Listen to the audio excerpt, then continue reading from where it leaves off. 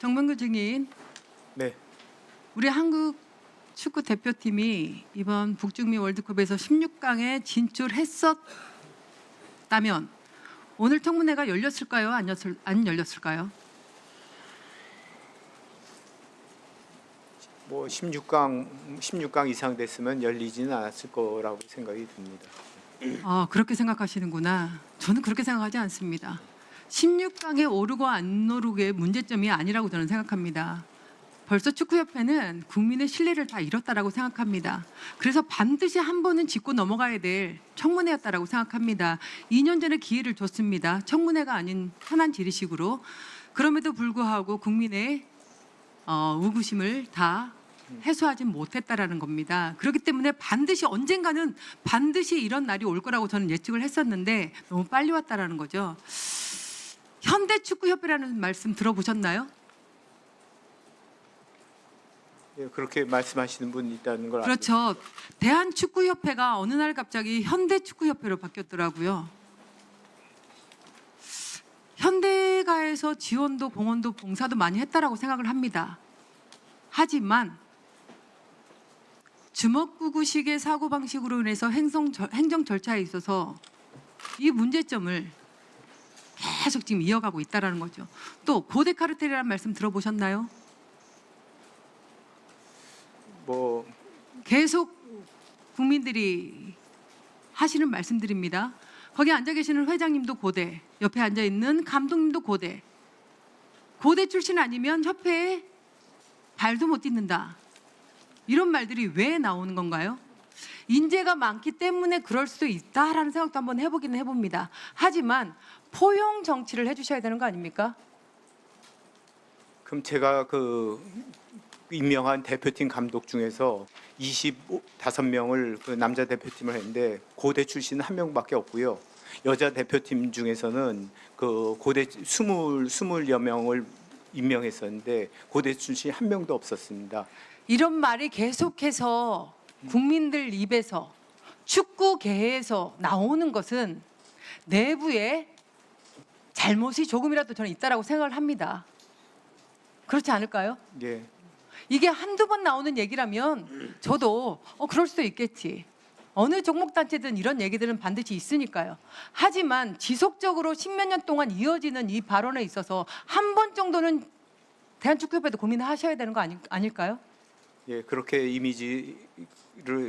이미지가 바뀐 거에 대해서 죄송스럽게 생각하고 뭐 이사회 구성이나 인원수에 대해서는 고대 인원이 절대로 많다고 생각되지 않습니다. 이사회 그 구성을 봤을 때 저는 차기 어떤 집행부가 꾸려질지 모르겠지만 현대축구협회라는 말과 고대 카르텔이라는 말은 반드시 삭제돼야 된다고 생각합니다. 장관님, 네, 혁신위원회에서 이 부분도 염두에 두셔야 됩니다. 네 그렇게 하고 있습니다. 네, 오늘의 청문회를 통해서 협회가 국민들의 의혹을 불식시키고 팬들로부터 신뢰를 회복할 수 있는 계기가 되기를 저는 진심으로 바라는 사람 중에 한 사람입니다. 그래서 오늘 청문회가 필요하다고 보고요. 정명규 증인도 그렇게 생각하시죠? 예. 역대 국가대표 감독을 한번 제가 살펴봤어요. 히딩크 감독 이후로 홍명보 감독까지 국가대표 A팀 감독은 총 18명이었더라고요. 그런데 평균 임기 기간을 봤더니 1.3년입니다. 너무 잦은 대표팀 감독 교체로 인해 누가 피해를 보고 있는 것 같습니까? 뭐 팬들이나 선수들의 연속성에 좀 문제가 될 거라고 생각이 됩니다. 네, 그렇습니다. 보고 있는 국민들도 이해를 하기 어렵고 또한 감독 지도자도 어려울 것 같습니다. 선수들은 더더욱 현장에서 경기를 뛰는 사람으로서 어려울 것 같습니다. 전략 전술, 감독과 선수 간의 호흡이 맞아야 되는데 1.3년이라면 호흡이 맞아 들어가겠습니까? 감독과 선수들의 스타일을 좀 알아주려고 하면 교체입니다. 왜 이런 게 계속해서 이어지는 거죠? 뭐 제가 그 선임한 감독 중에서는 뭐 슈틸리케 감독도 3년 이상 있었고요. 그리고 또 그 벤투 감독은 4년 이상 오래 한 제가 지금 벤투 감독도 얘기를 하려고 하는데 제가 이 말씀을 드린 이유는 협회 행정 절차가 잘못됐다고 말씀을 드리는 겁니다. 1.3년 가지고 감독과 지도자의 호흡은 맞아 들어갈 수가 없습니다.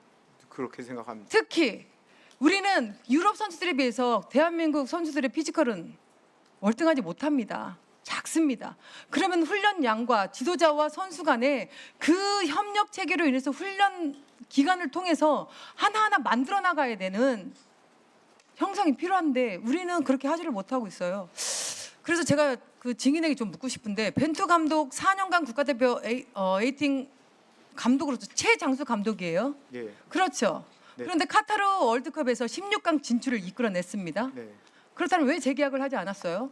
재계약은 6개월 전에 하게 돼 있었는데 그 벤투 감독 4년 반 동안에도 여러 가지 우여곡절이 많았습니다. 뭐 벤투에 대한 비난도 많았습니다. 벤투에 대한 비난은 어떤 거였냐면 똑같은 선수들만 가지고 똑같은 전술로 4년 동안 똑같이 해가지고 벤투 이후가 걱정이 된다 이런 그 비난이 있었고요.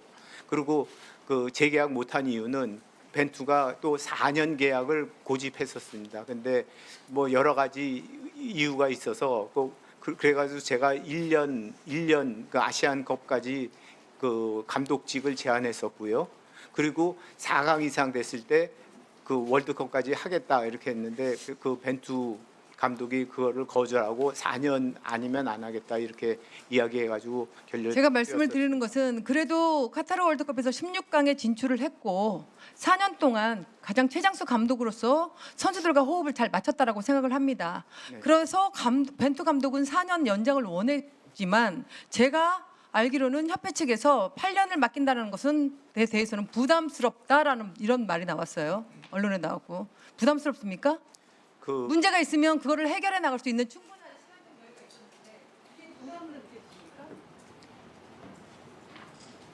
여러 가지 그 벤투 감독에 대한 비난은 똑같은 인원 가지고 똑같은 전술만 가지고 계속 반복을 해가지고 여러 선수들한테 기회 안 준다는 거에 대한 그런 비난이 많았었습니다. 그래서 안 했고요. 그 본인도 4년 계약, 저는 조건부 4년 계약을 제안했었는데 그분이 조건이 붙은 4년 계약은 안 하겠다 이렇게 해서 거절. 네. 다음 질의 시간 활용해 주시기 바랍니다. 예. 네. 네.